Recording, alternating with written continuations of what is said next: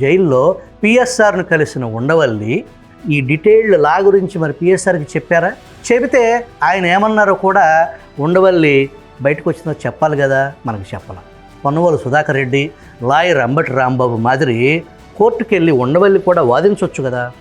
అతడు సినిమాలో బ్రహ్మానందం నాజర్తో మామయ్య గారు బయట ఎండలు ఎక్కువగా ఉన్నాయి, గమ్మున వచ్చేయండి అని అన్నట్టు ముసలోడు కానీ మహానుభావుడు అంటాడు.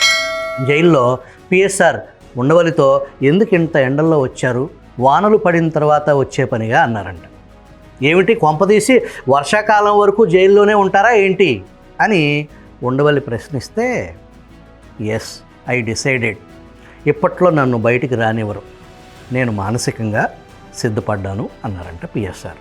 ఈనాడులో ఏ వార్త ప్రచురిస్తే ఆ వార్తను చంద్రబాబు ప్రభుత్వం పరిగణలోకి తీసుకుంటుందని ఉండవల్లి సెలవిచ్చారు. మార్గదర్శిపై కేసులకు పిఎస్ఆర్ కారణమని ఈనాడు నమ్ముతుందని, అందువల్ల ఈనాడు పిఎస్ఆర్పై కక్ష కట్టిందని ఉండవల్లి ఆరోపించారు. జత్వానీ పెట్టిన రేప్ కేసు వివరాలు ముంబై నుంచి తెప్పించి నేను మీకు మరిన్ని బొంబాయి కబుర్లు చెబుతాను అని ఉండవల్లి ముగించారు. We're are waiting for that Bombay కబుర్లు.